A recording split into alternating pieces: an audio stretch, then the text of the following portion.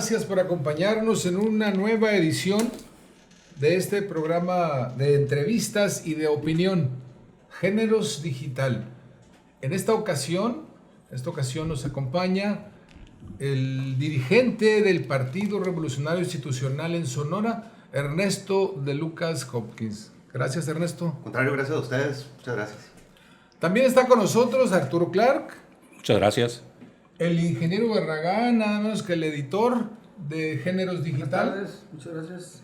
Y el artista Benjamín Rosales, artista plástico y en general estudioso de la cultura. Gracias. Vale, gracias, buenas tardes. Bien, pues esta es una entrevista que tiene, como pueden ver, esperemos que se resulte muy enriquecida porque tenemos también un artista con nosotros, un analista como Clark, una persona de mucha convicción como el ingeniero y por supuesto alguien que tiene muchas tablas en el manejo de la política ya. Ernesto, quiero iniciar esta entrevista, Ernesto, con la siguiente pregunta. Vámonos por lo último en el partido, lo que está ocurriendo en este momento. Creo que hay un proceso de elección o va a haber un proceso de elección para la dirigencia del partido.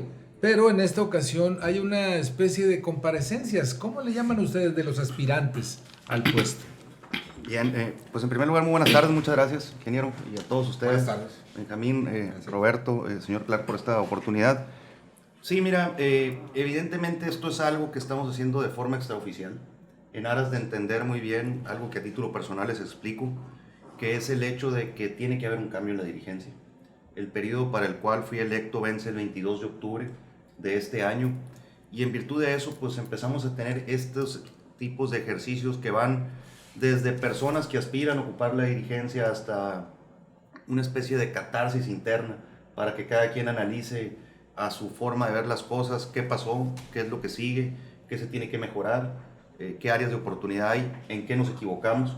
Entonces yo creo que está sirviendo como un esquema de doble reflexión y también como una pasarela para los que aspiren a estar ahí, que se requiere evidentemente, sin lugar a dudas, el consenso total con el Comité Ejecutivo Nacional del PRI, que luego es algo que tendemos a hacer a un lado, pero que eso sucede en cualquier otro partido político, se llame partido o no se llame partido, porque han de recordar ustedes que hay dos partidos que son partido, pero que se quitaron el nombre de partido, pero que igual cobran de las prerrogativas que recibimos todos los partidos, que vienen de los impuestos que pagan los ciudadanos y que son Movimiento Ciudadano y el Movimiento de Regeneración Nacional.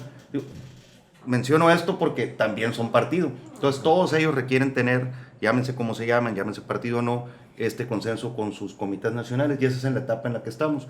Yo en lo personal estoy muy consciente de que no se puede jugar con dos cachuchas, menos para lo que viene, es decir, estar en la Cámara, en el Congreso del Estado, estar como coordinador y a la vez estar queriendo ocupar un cargo. Creo que se tiene que lo justo, que lo correcto, que además lo natural es que uno juegue su rol de diputado y se permita que llegue algún otro priista a ocupar la dirigencia. Y esa es la razón por la cual uno de los sectores y organizaciones del partido, en este caso la Corriente Crítica en Sonora, es quien en coordinación con la dirigencia, con tu servidor, está haciendo ese tipo de ejercicios. Una disculpa por no presentarme, pero di por hecho que me conocían, Roberto Dijk. Ernesto está diciendo, el licenciado Ernesto de Lucas, que él pasará a ocupar pues, la diputación local por el efecto plurinominal como resultado de las pasadas elecciones y que por lo tanto se abre un periodo. ¿Qué tiempo se lleva este periodo de comparecencias para llegar cuándo el día de la elección y bajo qué mecanismo? Yo espero que sea un consenso entre todos los aspirantes. Creo que todos han tenido la voluntad de no necesariamente tenernos que ir a un proceso abierto. Creo que existe la madurez, la responsabilidad entre todos los que públicamente han dicho que aspiran, tanto hombres como mujeres, jóvenes, y que este consenso se tendrá que acordar con la venia del Comité Ejecutivo Nacional del PRI. ¿Cuánto se puede tomar? Pues yo espero que lo más pronto posible, que a más tardar para noviembre y diciembre de este año ya exista una nueva dirigencia. Insisto, eso se tendrá que cabildear con el Comité Ejecutivo Nacional, pero más o menos esos son los plazos que yo veo, porque sí es necesario que a la brevedad se pongan manos a la obra y se empiece a trabajar en el partido. ¿Qué personas ya han participado?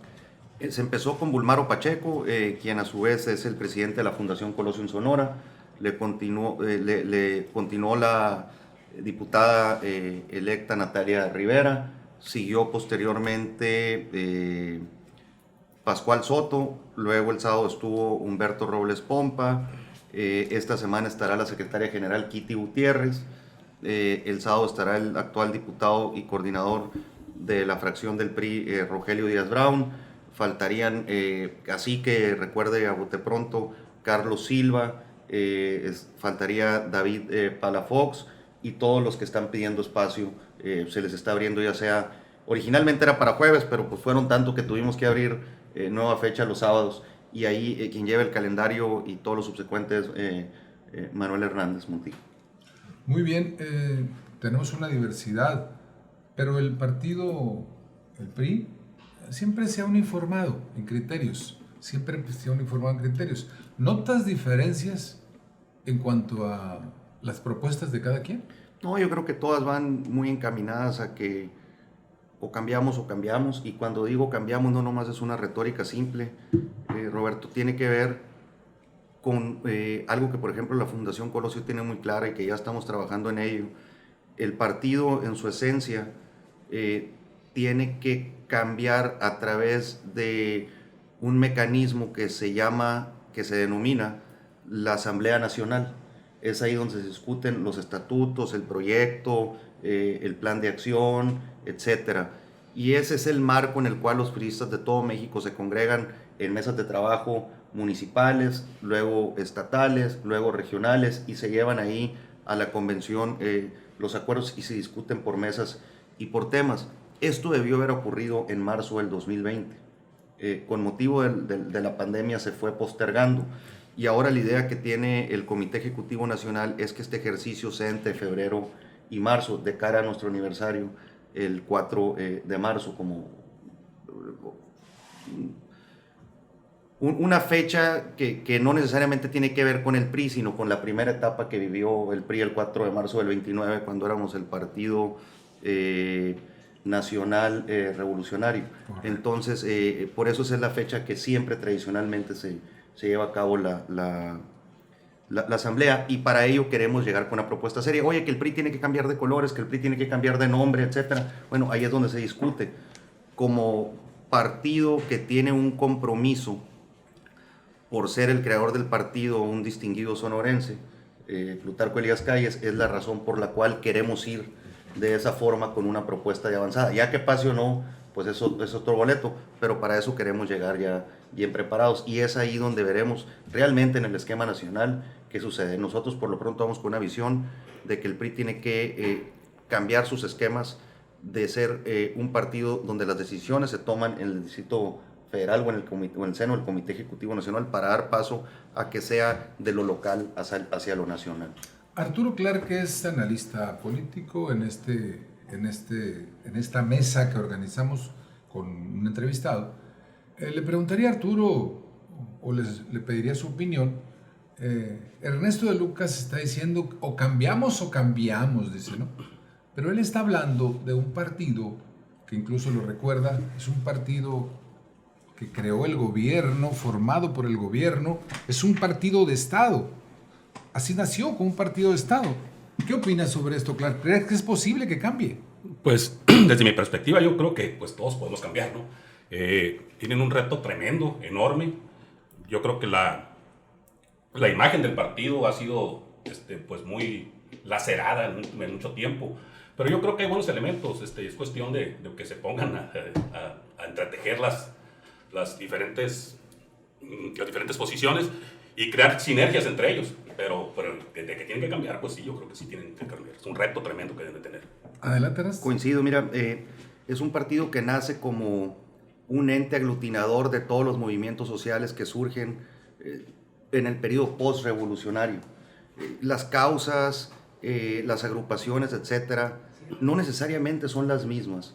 A más de 100 años de la gesta de la revolución, Digo, de 1910 para acá, pues han transcurrido que 121 años. Entonces, no necesariamente el hecho de ser institucional hoy en día implica realmente el entender lo que en la práctica era ser un partido al servicio del presidencialismo que durante décadas imperó en México como un partido hegemónico con un gobierno que también lo era. Yo no sé si ser revolucionario en pleno siglo XXI necesariamente implica lo que era ser revolucionario el siglo XX.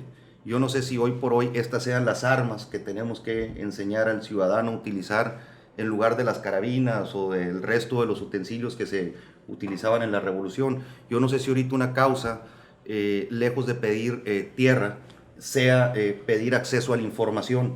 No sé si me explique, o sea, creo que hemos evolucionado como sociedad, como nación, a tener que entender cómo explicar otras causas, y ahí nos ha fallado como partido.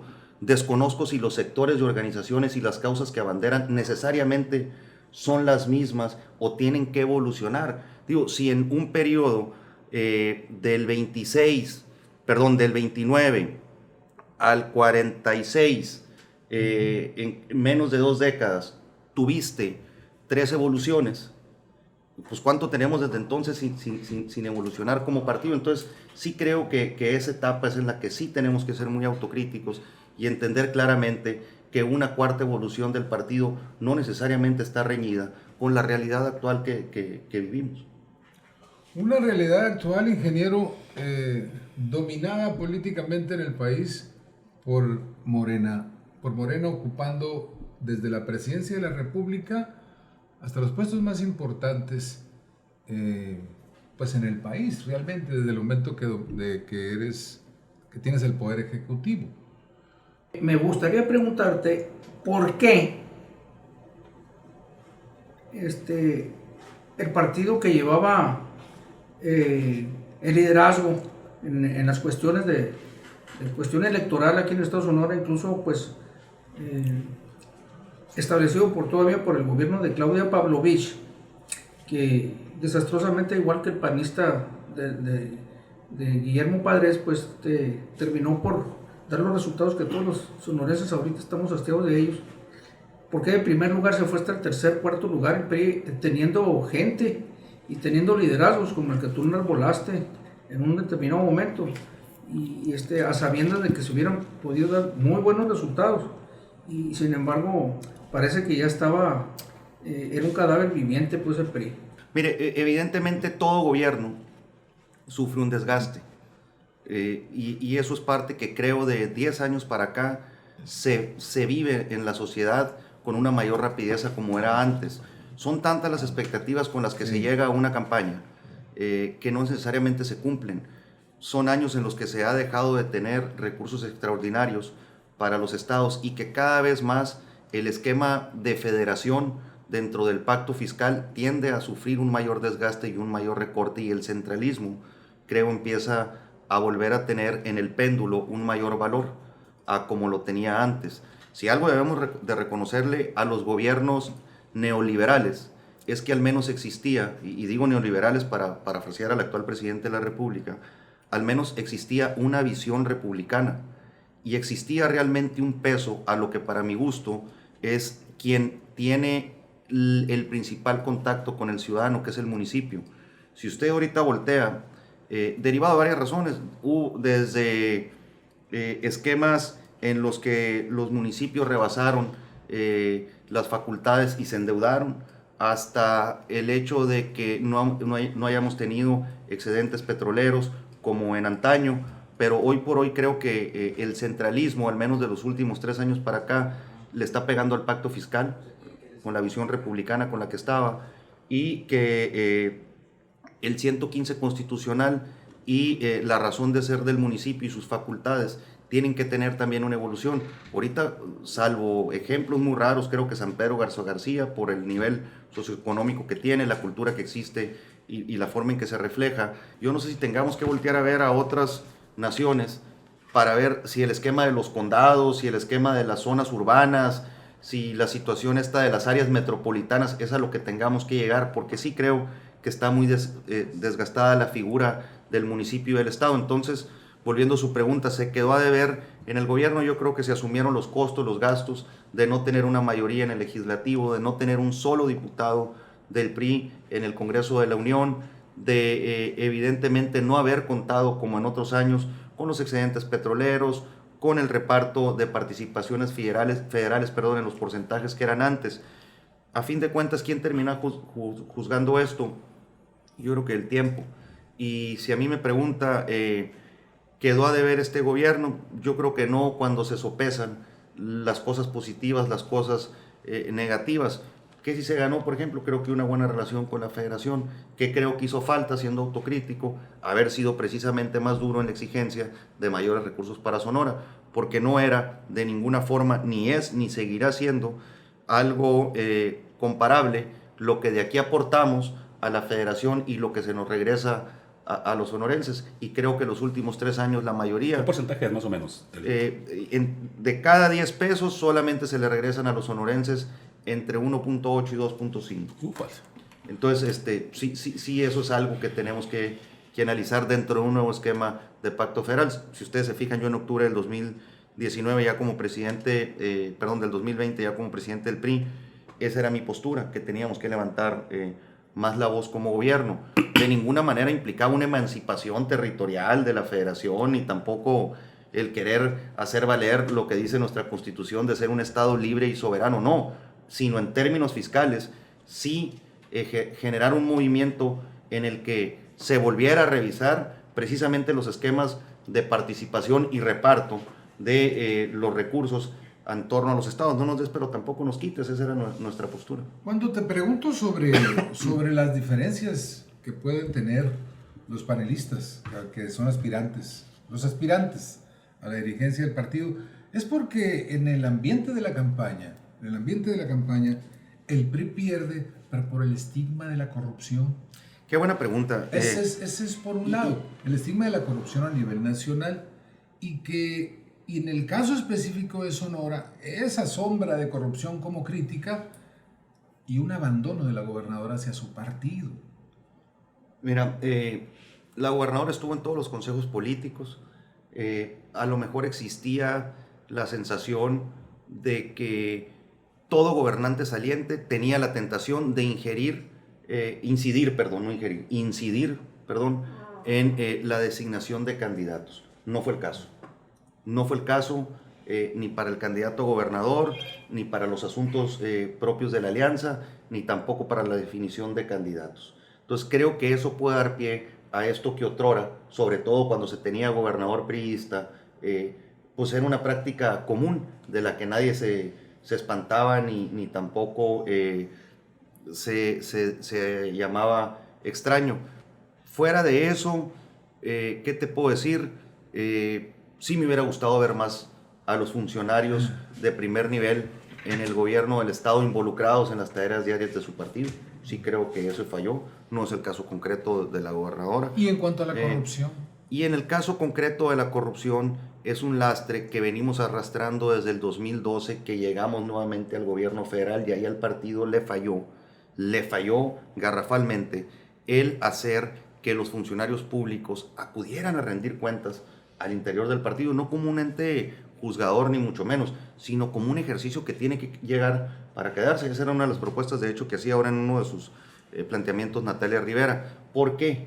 Miren, qué increíble. Un gobierno priista es el gobierno que mete a la cárcel a gobernadores priistas. Y esa nadie la platica. Es correcto, así fue. Pero en automático jale el lastre de la corrupción de estos gobernadores. Sí. No sé si me explico. O sea, sí. Terminaste dándote un balazo en el pie como partido por estar cumpliendo con lo correcto. Pero ahí nunca fuimos autocríticos nosotros mismos. ¿Qué se hacía a nivel nacional? Se le expulsa a tal gobernador y listo, creíamos que ahí quedaba. Cuando el lastre de corrupción lo seguíamos jalando y jalando. Yo les pregunto, ¿qué otro gobierno nuevo, digamos de 15 años a la fecha, había hecho esto? No lo hizo Fox, no lo hizo Calderón, lo hizo Peña.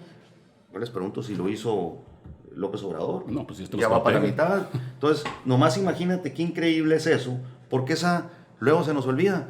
Oye, es que el PRI era muy corrupto. ¿Y quién metió a la cárcel a los corruptos? ¿Un gobierno de quién? Del PAN, de Morena. No, era un gobierno del PRI.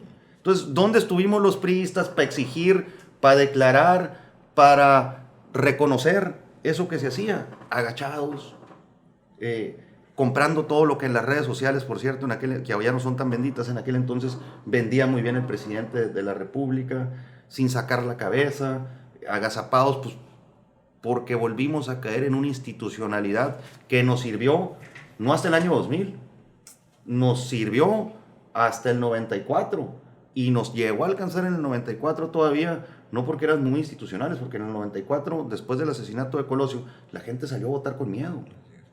Oigo a priistas y los priistas aseguran que es posible cambiar, que es posible renovar al partido. Yo no me lo imagino cómo. O sea, Mira, ¿cómo le vendes a la idea a la gente de decirle, ya no en todos vamos a actuar? yo creo una cosa que sí ha hecho muy bien las dos marcas antisistémicas que hay hoy por hoy en la República, en el país, que son Movimiento Ciudadano y Morena. Esas son las dos únicas marcas antisistémicas. Alguien que te va a votar por MC nomás tiene una alternativa, votarte por Morena, pero jamás te va a votar por ninguno de los partidos tradicionales. Y a la inversa, alguien que te va a votar por Morena, si no le gusta el candidato de Morena, te terminará votando por el MC. Ahorita el país está dividido en dos entes, sistema y antisistema. Pero y no te dejas a los aliados de Morena, que también son partidos, pero también es lo mismo, porque votan por ellos. Pero igual sí es cierto, ¿no? O sea, siempre andan en alianza. Sí. Y si, por ejemplo, oye, es que el gobierno del estado que encabezó el PRI con Claudia Pavlovich fue muy malo, te puede decir uno del panal. Ah, sí, güey, no más que tú, ¿con quién fuiste en alianza en el 2015? Con él. El panel fue con ustedes en 2015, ¿no? Sí, y si te dice uno del verde, güey, ¿con quién fuiste en alianza en el 2018? También fue con ustedes, ¿no? Sí, me explico, o sea, esa es la parte que también tienes que ver para no, y para antes se aliaron con el PAN también. Y antes estuvieron con el PAN, etc. El verde, ¿no? Por lo menos. Entonces, no, y el PAN también. Acción Nacional también, aquí en Sonora, Acción Nacional en el 15, corrijo. No, sí fue con nosotros. Sí. El 12 fue con el PAN. Así. Te repito la pregunta, Pato. ¿Por qué creer en el PRI ahora? A ver, yo creo que todos los partidos, todos, Roberto, todos, sea sistémico, seas antisistémico, hoy por hoy podemos presumir de gozar de una enorme apatía generalizada. ¿Quiénes tienen menos ese desgaste? Los antisistémicos. ¿Por qué? Porque son lo más novedoso, porque no se llaman partido, por las razones que les explicaba ahorita. Esa es una realidad. Digamos que han ganado las elecciones la abstinencia. La abstención. Sí, exactamente. Abstinencia, pero además, estos partidos pues están pasando a nivel mundial, y a lo cual México no es ajeno, por un movimiento antisistema. Esa es una realidad. Trump, Bolsonaro, Macron, en general, pues, Samuel García, el Bronco antes en Nuevo León, o sea, entonces, eso es lo que los hace ahorita diferentes ante el colectivo en general. ¿Por qué pensar que el PRI puede cambiar? Por una razón. Porque en todos los partidos hay gente buena y gente mala. La hay en MC, la hay en Morena, y de eso poco a poco la gente se empieza ya a dar cuenta. Es decir, ¿en qué nos ha fallado a nosotros? En no explicarlo. Oye, ni todos son malos, y sí es cierto, tampoco son buenos, pero voltea a ver para allá.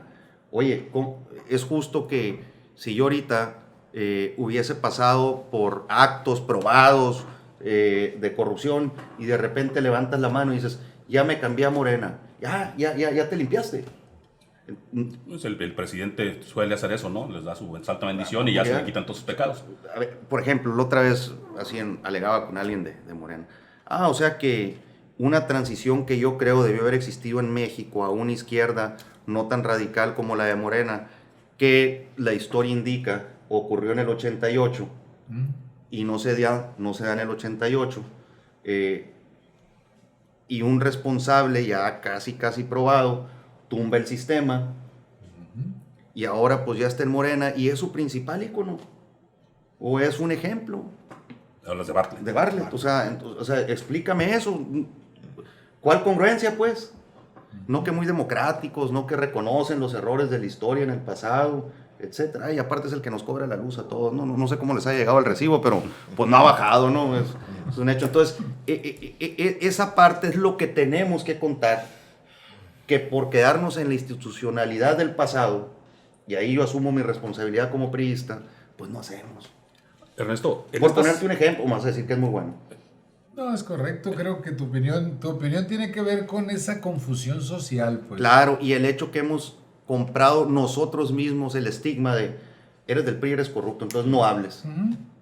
Espérate, hay gente buena y gente mala. El asunto es cambiarlo, pues, y que baje. Entonces, que baje. antes de eso, don Roberto, sí tenemos que, primero nosotros mismos, hablar al interior, porque de repente pasaba que al PRI no lo defendías ni en lo público, ni en lo privado, y menos en lo público, pues. ¿Sí me explico? Sí. Entonces terminabas comprando la, ahora tan de moda, famosa narrativa, con la que te iban llevando en redes sociales, etcétera, ¿no?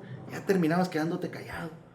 Y claro que nos pegó muy duro. No le dieron al pueblo, a la sociedad, la razón, ahora que se aliaron con el PAN y el PRD, cuando antes eran pues los superenemigos, ¿no?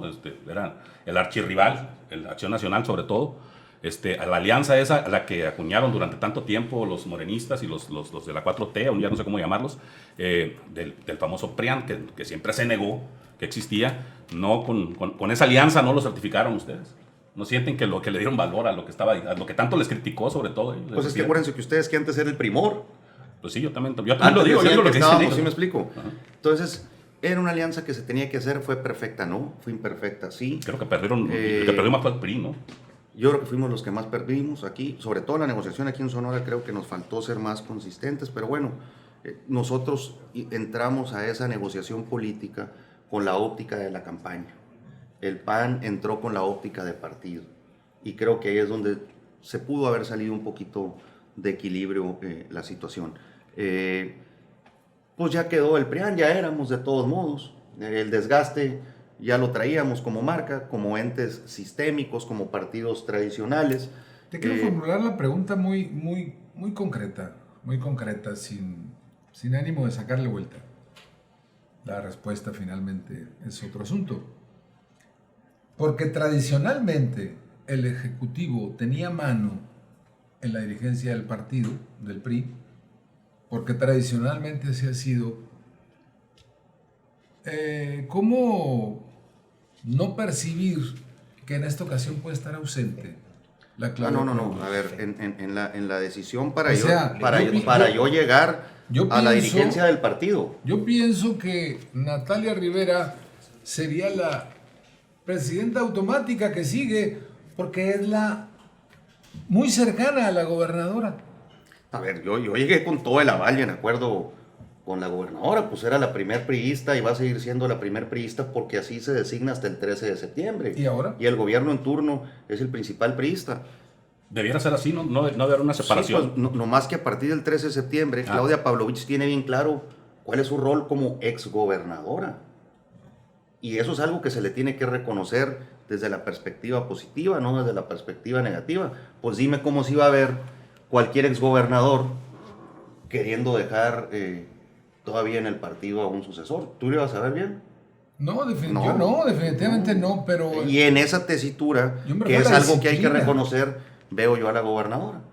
Digo, lo tengo que reconocer, así como ahorita te dije, creo que hay funcionarios que me hubiera gustado haber visto más metidos en esquemas de gestión, etcétera, en una correlación directa, intrínseca. ¿Tú crees que no va a tener injerencia la gobernadora en ese sentido? Yo te puedo asegurar que no va a tener, no la veo teniendo injerencia y no creo que sea de su interés. Ernesto, ahora, eso no quita, si es que Natalia Rivera decide participar, que sea por ella. Hay que recordar que Natalia Rivera ya fue secretaria general del partido. Pues sería muy sospechoso, ¿no? La cercanía de la gobernadora y que ella sea. No quiero encartar ni descartar a nadie, porque luego pueden decir que o la estoy encartando o la estoy descartando. No, yo creo que si alguien le entienda esto es la propia Natalia, y evidentemente yo creo que está en todo su derecho de aspirar o no. Ella fue muy clara de que su rol es de legislador y que se quiere dedicar a eso.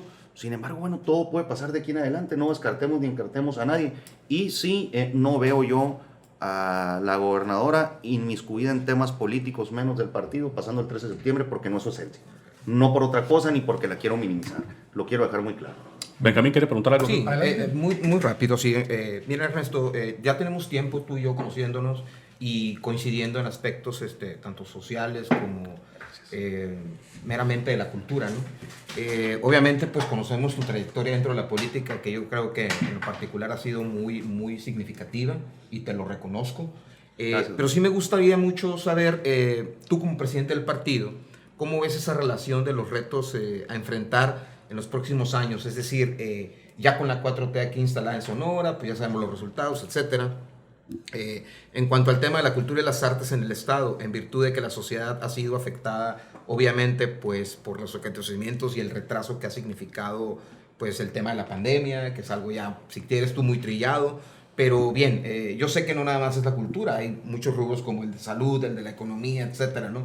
Pero sí, la sociedad espera, tú en lo particular, que estás del otro lado, pues, o en la cancha de enfrente. ¿Cómo ves tú esta cuestión social? ¿Qué es lo que tú esperas? Yo te lo pregunto como una voz ciudadana, como maestro y como creador Claro. que me encuentro dentro de las artes, ¿no? Gracias. Bien. Creo, Benjamín, que no nomás es la cultura, también es todo lo relacionado a ciencia, tecnología, Claro. etcétera, que sí se ha abandonado.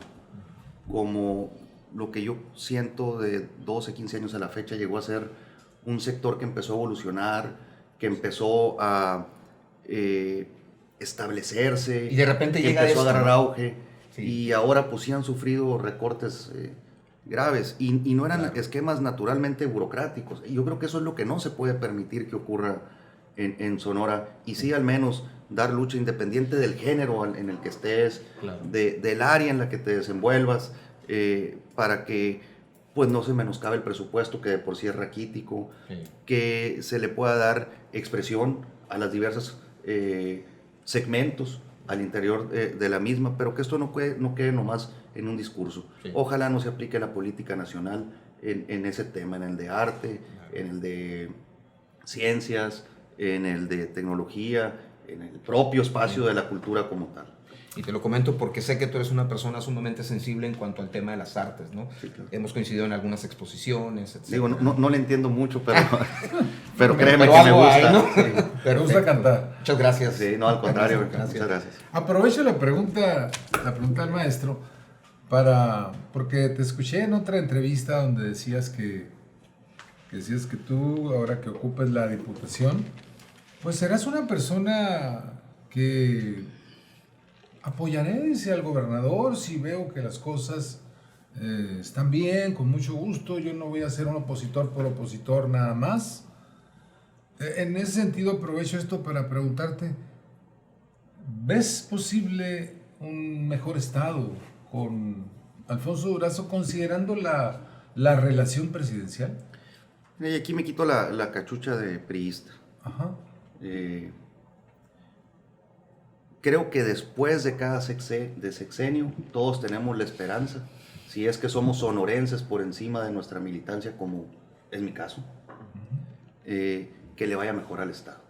Y si puedes contribuir o colaborar en algo, como también es mi caso, desde la Cámara, evidentemente nosotros tendremos una agenda legislativa que desde nuestra ideología, desde nuestra perspectiva, es lo que va con nuestra visión de partido, pero también con nuestra visión de sonorenses. Y en la reunión, Roberto, que tuvimos con el gobernador electo, eso era lo que lo planteábamos. Y creo que existieron coincidencias. De ahí no nos metimos a fondo. Fue una reunión rápida, pero abierta, transparente, etc. Entonces, sí creo que empezamos una buena relación con el pie derecho. ¿Qué no puedes negar, Roberto? Que el gobernador electo, Alfonso Durazo, llega con un bono democrático que ya hubiesen querido los últimos 5 gobernadores. De Beltrones para acá, ¿no te gusta? Bueno, pues es que yo no recuerdo que nadie haya tenido casi 160,000 votos de ventaja, menos en la época de competencia moderna. Entonces sí tienes que ser muy inteligente para no ser una oposición por oposición, pero tampoco para estar entregado como oposición, reconociendo el bono democrático con el que está llegando la autoridad electa. Entonces esa es la visión, y creo que es el oficio que nos tiene que surgir como integrantes del Poder Legislativo, para tampoco estar punteando ni contrarrestando porque sí, pero tampoco para permitir que con la mayoría que se tiene, por el hecho de ser mayoría, pues ya se quieran trastocar cuestiones que estén afectando a un determinado grupo de sonorenses. Hasta ahorita no es el caso, pero esa es la visión que comparto, al menos con las 3 integrantes de la bancada del PRI. Esas son cosas a futuro que finalmente no sabemos cómo se va a desarrollar este asunto. Pero en el presente, la otra vez estuvimos aquí, en este espacio, a Manuel Hernández de la Corriente Crítica. Es Manuel Hernández. Manuel Hernández Montijo. De la Corriente Crítica. Y fue muy insistente Manuel, que además ese discurso más o menos lo ha sostenido él, ¿no?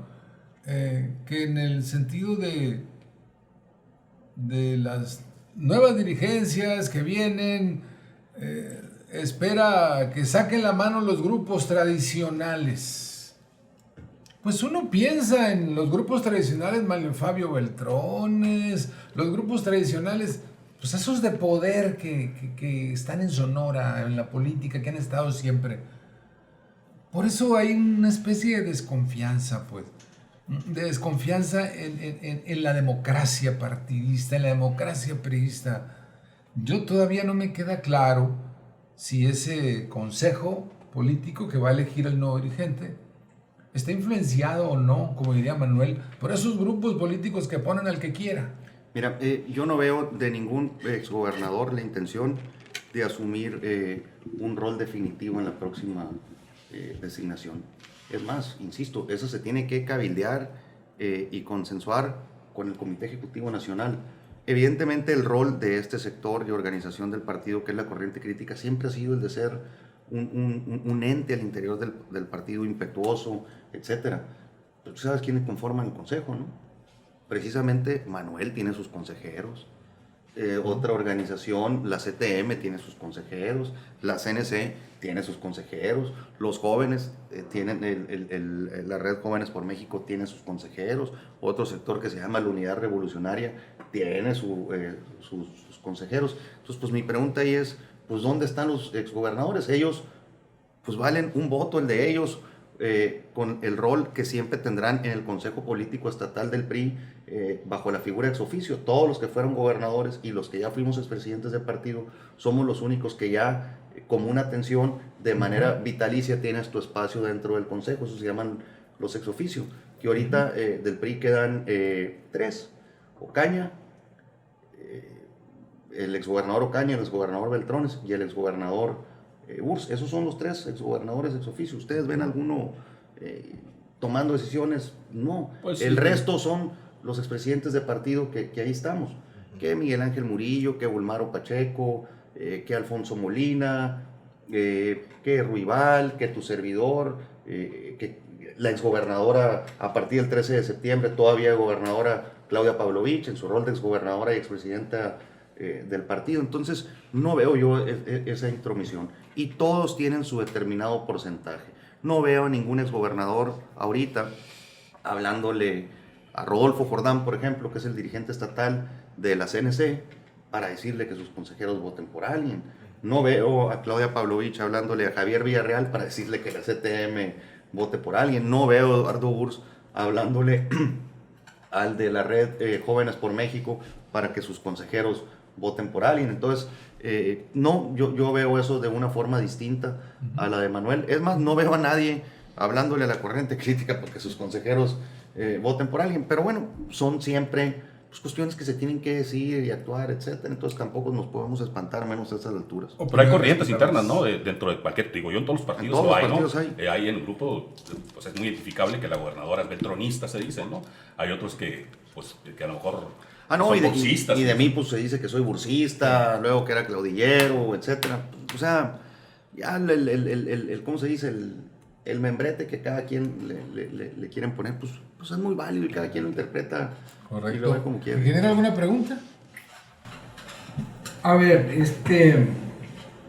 con respecto de la lucha que casi frontalmente ha dado a entender y advertido el gobernador próximo, pues constitucional ya, Alfonso Durazo, con respecto a los cacicazgos hegemónicos que con antelación habían hecho causa común en la cuestión de el dominio de las finanzas, el desarrollo económico en el Estado y obviamente empresarial, con los grupos y apellidos que no tienen caso comentar ahorita. El nuevo PRI, las nuevas dirigencias priistas van a entrar a la causa de la defensa, van a apoyar al gobernador o simple y sencillamente van a dejar que por inercia las cosas sucedan para efecto de pues tener una condición de equilibrio en la próxima administración del Estado. Yo creo que en todo gobierno llegan grupos con determinados intereses políticos, económicos, etc. Tú ya puedes ver los nombres que se mencionan ahorita. Entonces, tampoco quiero entrar en cuestiones de apellidos ni cosas de esas, pero pues algo que ustedes también ven, saben, trasciende, etcétera, porque son los que le metieron a la campaña, porque son con los que se hizo el compromiso. En fin, yo solamente lo que espero es que se dé un buen cambio, para bien, que se den resultados pronto. La situación financiera de Sonora es raquítica de más de un lustro a la fecha. No es nueva esta situación y creo que ese va a ser el gran reto, cómo atraer inversiones a Sonora que no necesariamente dependan de la inversión ni de las componentes que se haga con la parte pública. Ese es el gran reto, porque de lo contrario no veo cómo. Mi pregunta es, esos inversionistas que lleguen a Sonora, ¿son una nueva clase hegemónica desde la perspectiva económica o empresarialmente si están haciendo el bien? Si alguien que en antaño tuvo relación con algún gobierno y ahora está reinvirtiendo en el Estado recursos bien habidos, o tiene la capacidad para a través de fondos, de esquemas, de inversión, invertir en el Estado en fuentes de empleo que van a ser muy necesarias, ¿eso es el nuevo grupo hegemónico que acompaña a la 4T? No creo. Entonces yo creo que no podemos estigmatizar tampoco y sí apoyar. Mi visión es que se tendrán que hacer muchas asociaciones público-privadas, con lupa, con esquemas de revisión, de rendición de cuentas, y ahí el Congreso jugará un rol preponderante. Está la ley actual actualizada para que eso se pueda realizar. No va contra, va contra los principios de la 4T, el permitir que entes neoliberales que se han beneficiado del sistema arcaico y de antaño puedan hacer equipo con el gobierno para detonar grandes proyectos que permitan un mayor bienestar, un crecimiento económico. Pues no sé cuál sea su visión. ¿Chocará eso con la 4T? ¿O ya no es tan malo? Yo espero que no, porque no veo otra forma, a como están las finanzas ahorita y la deuda topada, de que el Estado se pueda hacer allegar de recursos más que las asociaciones público-privadas. No veo otro esquema de inversión. Entonces ahí sí hay que estar muy, muy trucha, mi querido ingeniero, para que estos nombres que tanto se critiquen, si es que van a participar, pues sea de forma transparente y también ver de dónde está llegando el nuevo capital. Aprovecho para... ¿Quieres hacer una pregunta? No, adelante. Aprovecho esta misma observación del ingeniero para preguntarte, Pato, ¿qué opinas sobre la muy destacada publicitación de la declaración de Alfonso Durazo, cuando dijo que pues se va a ir a fondo con las auditorías y que por supuesto en caso de haber irregularidades es un asunto de la Fiscalía, será un asunto de la Fiscalía? ¿Tú qué opinas sobre este tipo de acciones? Mira, yo creo que nadie tiene por qué verlo de manera negativa. Es lo correcto. Se tiene que auditar cuando se llegue. Una cosa son los trabajos, la entrega-recepción. Una cosa es la entrega, otra cosa es la recepción. Y ya una vez con la recepción, pues se tendrán que llevar a cabo las auditorías respectivas. Y qué bueno que se le esté dando el valor, para lo cual la Fiscalía tiene todas las facultades de entrar. Creo que es lo correcto y además es por lo que se tiene que estar velando para que así sea y de esa forma poder tapar cualquier malinterpretación que se dé. Yo creo que es lo correcto y es algo que además tiene la obligación de hacerlo. ¿Pudieran surgir priistas comprometidos? Otra vez, mi querido don Roberto, estás estigmatizando al PRI. Bueno, funcionarios priistas. Sí, pues. funcionarios priistas. Claro, pues porque era un gobierno que venía, que emanó de la plataforma del PRI, Sí. del PANAL, y si mal no recuerdo, el Verde, que éramos Sí. los tres que íbamos en conjunto. También pudiera haber verde ecologistas y pacanos pateando la abuelita para los Sí, otros lo que- lados. No, no es cierto. Lo que me pregunto es que si en esta no, nueva y visión de qué tenemos que partido- hacer nosotros en nuestra nueva etapa como partido, Ajá. exigir que se aclaren las cosas y se rindan cuentas, sea quien sea. Porque de lo contrario estaríamos cayendo en lo que ahorita te señalaba que nos sucedió del 2012 al 2018. Claro. Y ahí nos quedamos callados y nunca exigimos como partido una rendición de cuentas de los funcionarios del gabinete del expresidente Peña para que acudieran a su partido a rendir cuentas. Pues claro que lo tenemos que hacer. Pues yo les pregunto, de todos los escándalos de corrupción que han brotado, de los nombres que se mencionan, realmente, ¿quién era priista? Pues eran puros tecnócratas que estaban ahí, que llegaron con el, Claro. con el gobierno entrante, pero ¿quién realmente tenía un compromiso, una convicción, una ideología de priista? Ni el ¿Quiénes candidato. conocían realmente las colonias? ¿Quiénes habían hecho campaña, vaya, en cualquier lugar del territorio mexicano? El presidente. El presidente sí. Pues, sí. Sí, bueno, pero luego de los funcionarios que traen ahí todavía y que se menciona esto y el otro, no. Lozoya no era de ese estilo, por ejemplo. No, Es el que- Emilio no era así, Videgaray no era así. Burócratas.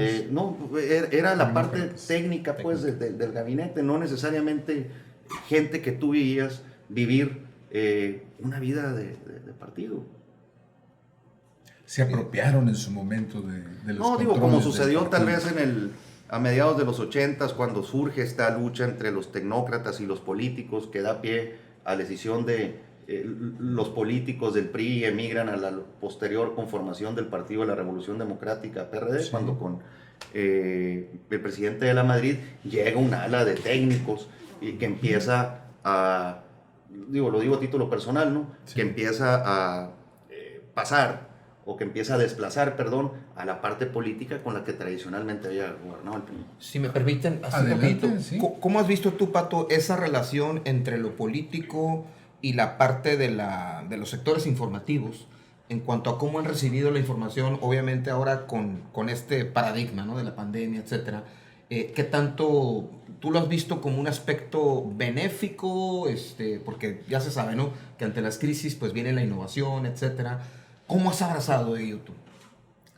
Fíjate, Benjamín, que sí veo nomás con mucha preocupación todavía la forma en que se utilizan de forma estratégica las redes sociales para difuminar no necesariamente la verdad. Vaya, para tampoco decir mentira, ¿no? No necesariamente la verdad. Entonces sí creo que nos falta, como sociedad, al menos en el caso de Sonora, vamos un poco retrasados, sobre todo para emitir juicios de opinión en lo que vemos y leemos en las principales plataformas, concretamente en el Facebook, en el YouTube, el Twitter por salud mental, ya mejor ni tratas de no entrar, ¿no? O sea, lo digo realmente como yo lo veo en lo personal. Entonces sí creo que necesitamos hacer y generar mayor conciencia en el análisis de lo que ahí se está dando con motivos de información. Sí. Y hacer ver a la gente, a ese ciudadano, fíjate, qué increíble, pero fíjense, de lo poco que yo creo se debió haber presumido, digo de lo poco para sonar, no para sonar despectivo, sino para, era un tema con el que tenías que haber salido con todo, Claro. de un gobierno priista, fue de lo que nunca defendimos. Ahí estuvimos defendiendo la reforma energética, derivado del Pacto por México, ese tan satanizado hoy por hoy, ¿no? Luego la reforma educativa, digo, tenía sus pros, sí, pero nunca fuimos capaces de explicarlo. Ahí levanta la mano. Sí. Y la que realmente tuvo un impacto directo en el bolsillo del mexicano común fue la de telecomunicaciones. Desapareció el monopolio celular que existía en México, Muchísimo bajaron los precios. se acabó la larga distancia, Sí. permitió que las compañías celulares ya establecidas en México ahora compitieran y que por ende tuvieran que diversificar sus servicios al desaparecer la larga distancia y ya no cobrarte por minuto, como era antes, no sé si se acuerdan cuando teníamos que meter la Sí, tarjeta. Oye, ya me quedan 59 segundos, te voy a marcar porque si llego al minuto con un segundo ya me cobraron los 40 pesos que costaba el minuto, etcétera. Ahorita te vuelvo a marcar mejor. Bueno, desaparece eso y las compañías empiezan a expandir sus servicios y se abaratan los datos. Sí, sí me explico, se abaratan los datos, pero fíjense qué increíble. Claro, de la competencia, pues. Sí, exactamente. Entonces, digo, la compañía más grande, ¿qué es lo primero que hace?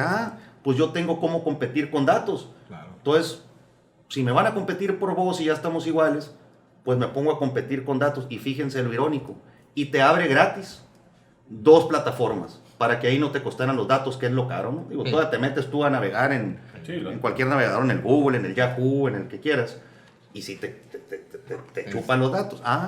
Pero si te metes al Facebook y al WhatsApp y por 200 pesos ya tienes tu plan, ya los datos no te cuestan. ¿Y por dónde le pegaron al PRI? Por Facebook. Por Facebook y WhatsApp. Okay.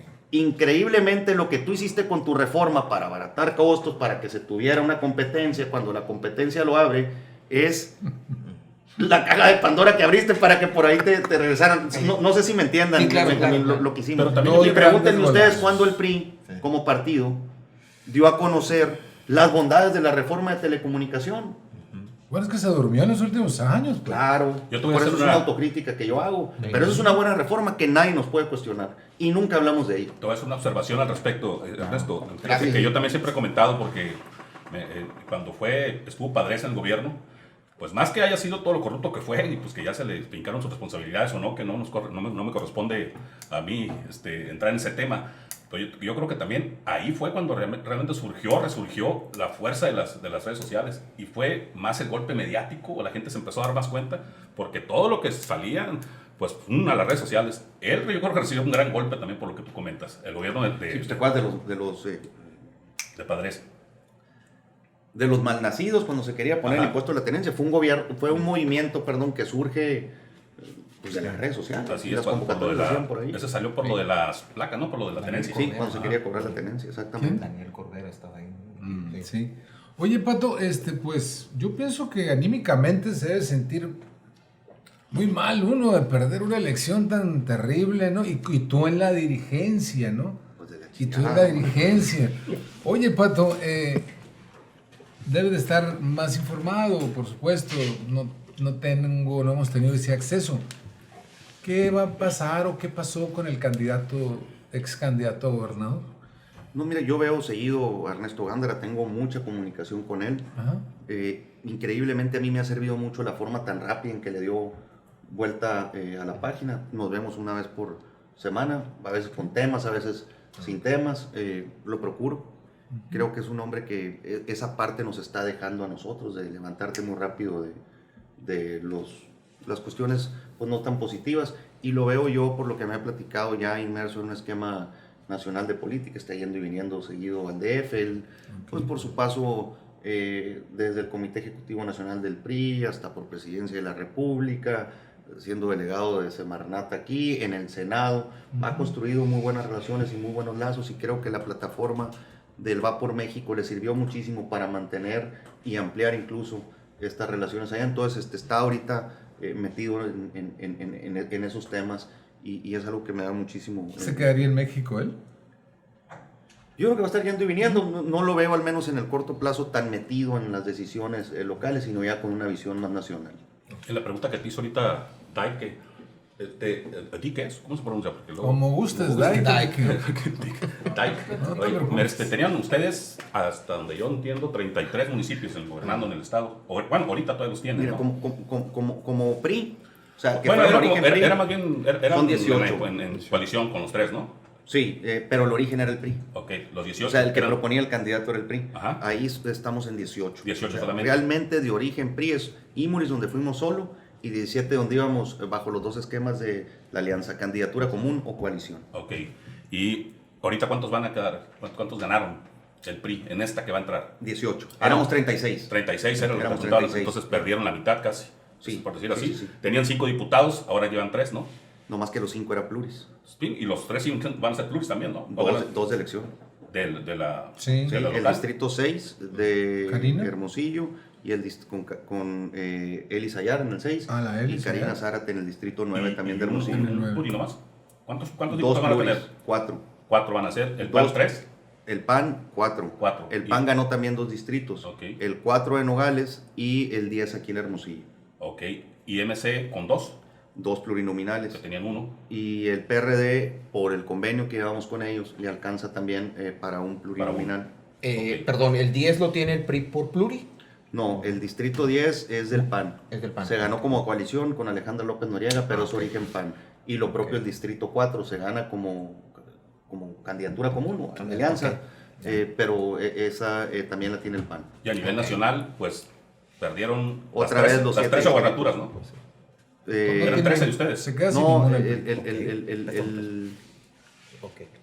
el PAN retiene Querétaro Pero tiene 2 Sí. en PAN, Querétaro y Chihuahua. y Chihuahua. Ah, bueno, sí, eran de los 2, pero pues se perdieron 15, las otras 3 eran de ustedes, ¿no? Eran priistas. Ah, no, perdió 2 el PAN, serían 11 ustedes. Nosotros perdimos Pues déjale Sonora, Sinaloa. Sinaloa, El PAN pierde Nayarit y pierde Baja Colima. California Sur. Colima, ¿qué otra me falta? Colima, San Luis, Potosí, San Luis Potosí, Campeche. Campeche. Chihuahua. No, Chihuahua era del PAN y se quedó con el PAN. Otro PAN. Pues sí, pero era el PAN. Y era solo. Sí, y porque- no se ganó el PAN, iba con ustedes, ¿no? Pero ahí acuérdate que era un gobernador que era panista y que se pelea con la candidata del PAN. O sea, gana el PAN, pero con otro PAN, pues. Pues sí. Claro, que si me permites, Dai, Claro. Adelante. Sí, entonces no son buenos resultados. No son rapidito, buenos sí, no, resultados, Ernesto. definitivamente. Si me permites, fuiste secretario de Educación y Cultura. ¿Cómo vas a apoyar la cultura ahora que estás en el Congreso? Buena pregunta. Mira, Me interesa mucho. Lo, la lo- verdad. lo primero que se tiene que hacer es partir de qué se tiene o de qué se les ha quitado. Ok. Y sí se tiene, digo, no quiero sonar muy así sin darle lugar. O sea, yo creo que a todo el gremio no se le tiene, debe estar en una posición, ¿sabes qué, güey? No me des, pero tampoco me quites. Entonces, por lo pronto, ¿cómo analizamos? ¿Cuáles son las áreas emergentes que están fuertes, que están sólidas, que están consolidadas? ¿Cuáles son los géneros diversos a los que nos tenemos que enfocar? Yo creo que con mucha apertura a todas las organizaciones y los grupos establecidos. Sí, porque ahí en lo particular con este gobierno saliente pues de Claudio Pavlovich, existió ahí un programa llamado Eficaz, que lo único que hizo fue venir a dividir a la sociedad y a la comunidad de arte y cultura, ¿no? Y porque a unos sí se los daban, a otros Para no. tu gusto, Benjamín, ¿qué áreas están ya más organizadas? Pues mira, obviamente pues dentro de las áreas está danza, teatro, artes plásticas, música, ¿no? Sabemos que el rubro de la cultura es difícil, sobre todo por lo que representa, ¿no? La misma comunidad, ¿no? Las competencias, ¿no? Me refiero, para ser más claro, ¿no? Pero yo siento que sí, el gremio cultural sí está organizado. Lo único que le falta es un incentivo en el aspecto de que si ven claridad en un nuevo gobierno, llámese el partido que sea, van a tener en nosotros un aliado más socialmente hablando, ¿no? Entonces sí es importante incidir y coincidir en esos aspectos siempre y cuando haya buenos proyectos, ¿no? Mira, yo creo que consultando, porque si yo te dijera, vamos a apoyar más la música Sí. Y el teatro, y luego las artes plásticas, y luego las artes gráficas, Sí. Y ahí nos o vamos, ¿no? ¿cómo se llaman? Que también está considerado, creo, las industrias creativas en Sí. general. Bueno, Eso yo se creo que los se le vi tiene que desde dar pie, pero campaña, ¿no? hablando con cada quien, ¿no? Claro.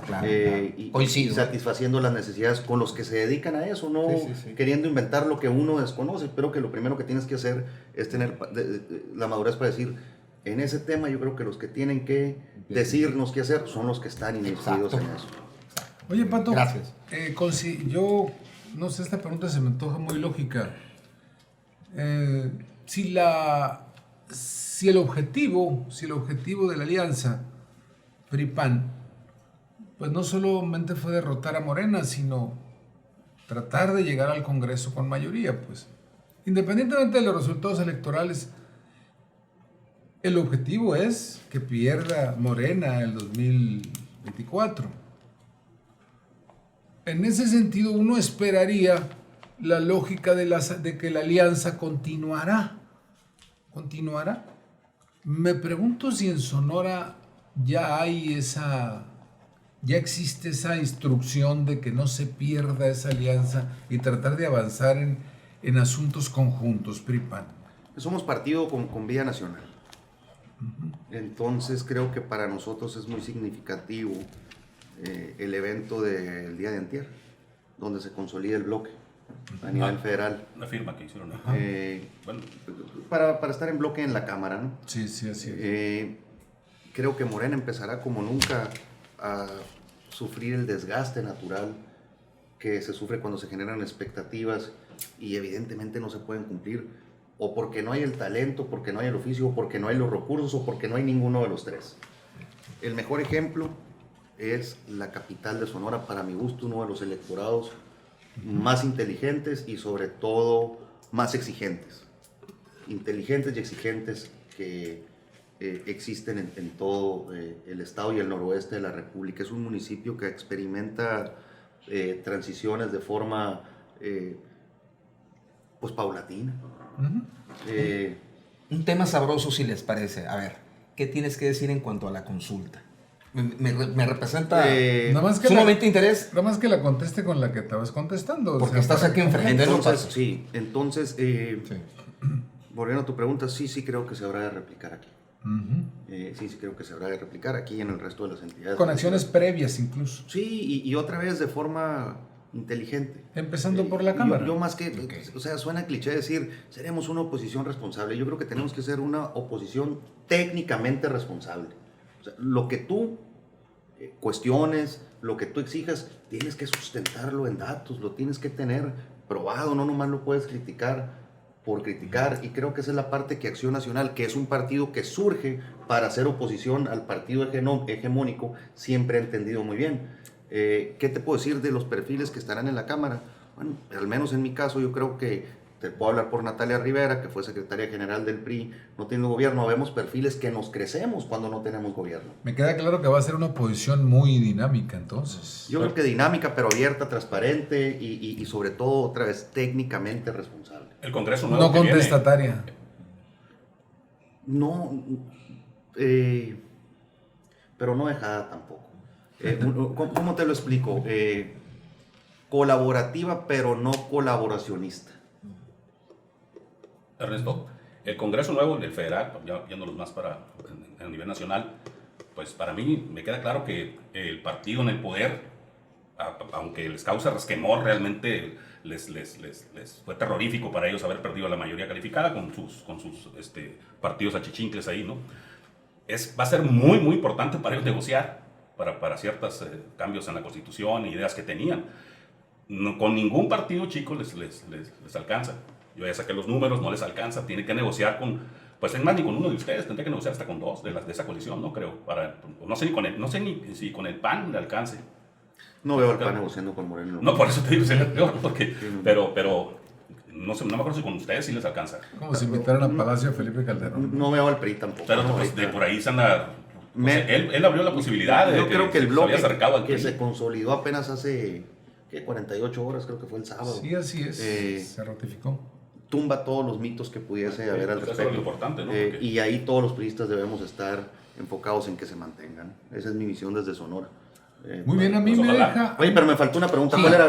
¿Cómo viste tú el aspecto social ahora que se hizo el llamado público para la cuestión de la consulta? Ah, claro. Eso. Mira, hay pros y contras. Yo no voté. No me nació, creí que era un tema inducido. Sin embargo, alguien me hacía la aclaración y me decía, oye, es que es justo lo que quieren.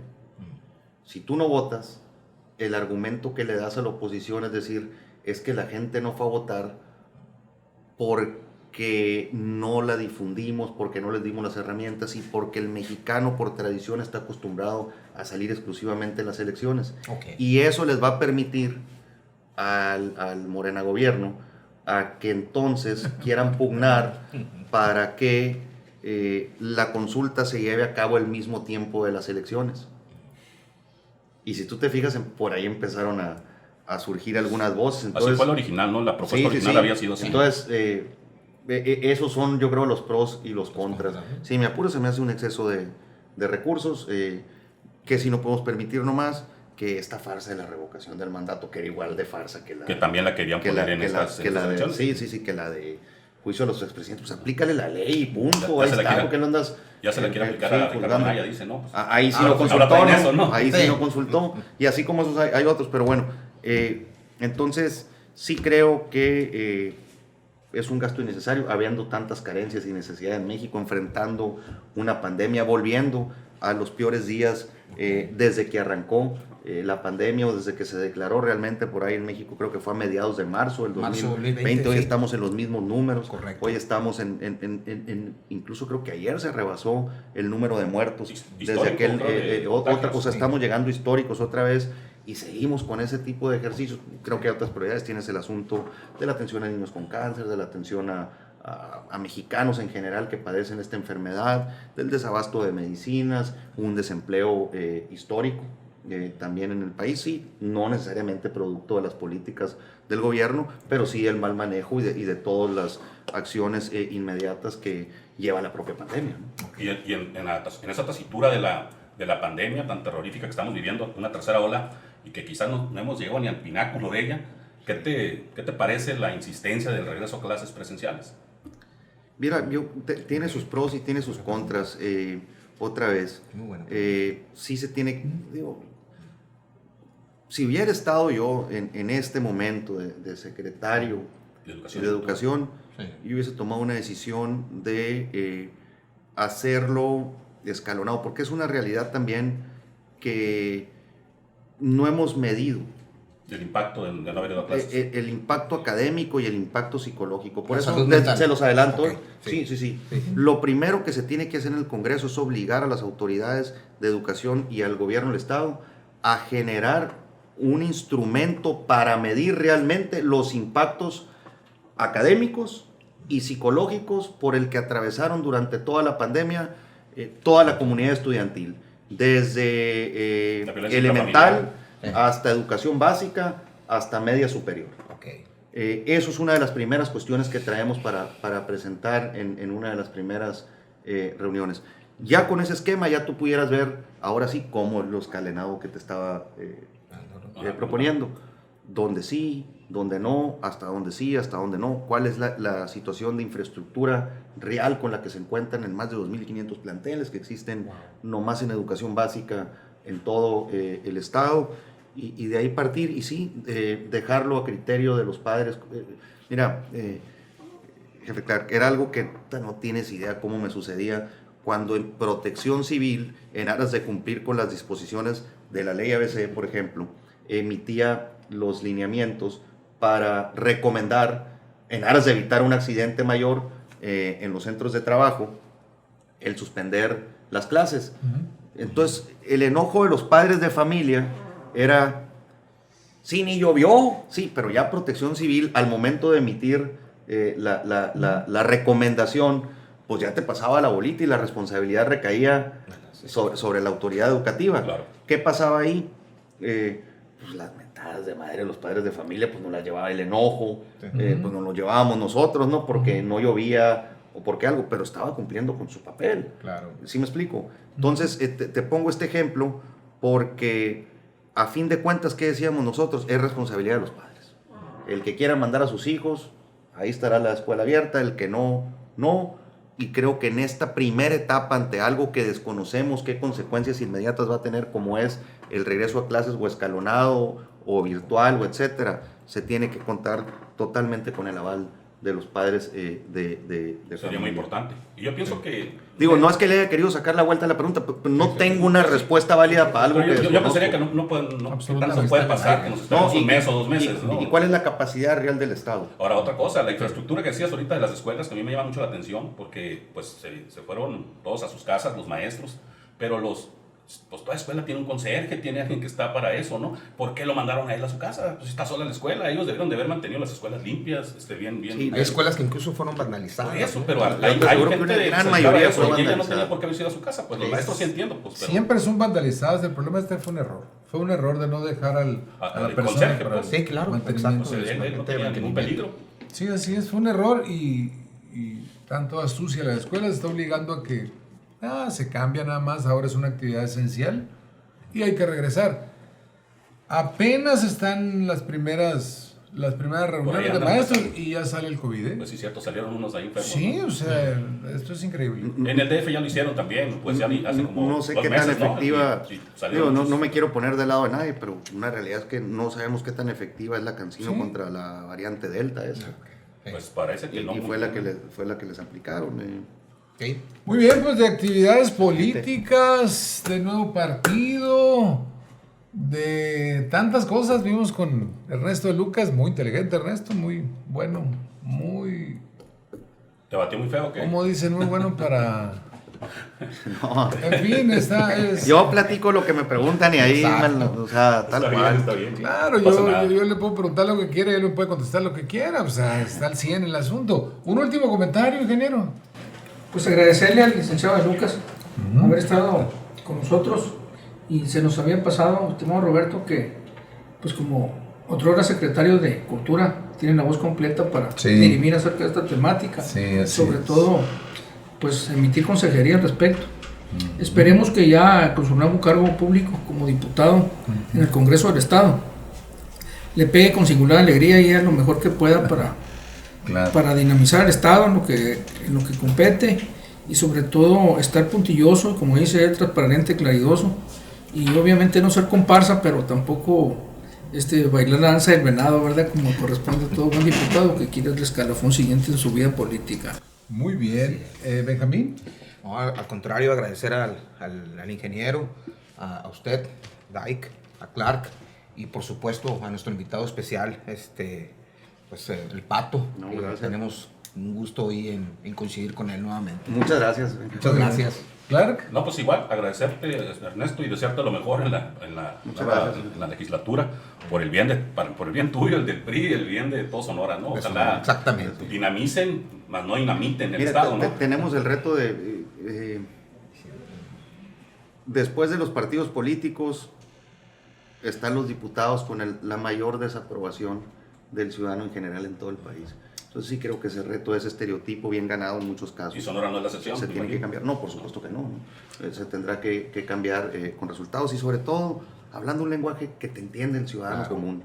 Luego llegas ahí y agarras temas o agarras discurso y agarras lenguaje que no significa nada a la gente, mientras hoy por hoy la gente no vea una acción tuya, seas del legislativo, seas del ejecutivo o incluso del poder judicial, reflejado realmente en algo que mejore su calidad de vida, que repercute en su bolsillo, que le garantice justicia, pues básicamente no. Pero también si se la va a gente sentir. ve a un diputado pidiendo que invadamos España, pues también es como que no van a mucho a ello, ¿no? O corrigiendo el uso, como usos horarios, El que uso horario. lleva H, le dices. No, ese no lleva H, ¿no? Pero mira, uso se Pato, escribe una de con las no H. abonan mucho a eso, ¿no? Una de las cosas que considero que tienes a tu favor como político, que bien lo eres, es que eres de la corriente autocrítica del PRI, y eso la verdad te significa muchos dividendos, ¿no? En el aspecto, pues, de cómo capitalizarlo, ¿no? Le digo yo al Manny Hernández, que ahorita lo mencionaban. ¿Lo saludas? Sí, qué bueno que eres crítico y no corriente, cariño. Entonces, gracias por decírmelo, güey. No, Lo claro, mismo a mí. claro. Bueno, pues en lo personal también agradecerte Ernesto, que gracias. estuviste con nosotros. Muy agradable esta entrevista y además, pues con alguien que tiene tablas, pues que conoce mucho.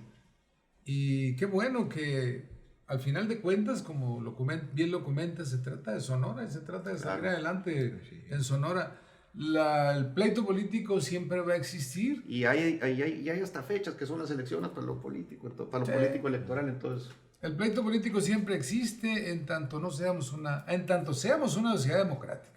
Así es, Seamos claro. una sociedad Bienvenida a democrática. eso. Así que gracias a ustedes que nos dan acceso en sus casas y en sus medios electrónicos para ver esta sabrosa entrevista. No se la pierda toda, completita, viéntesela. Está muy buena. Gracias. Muchas gracias. Gracias.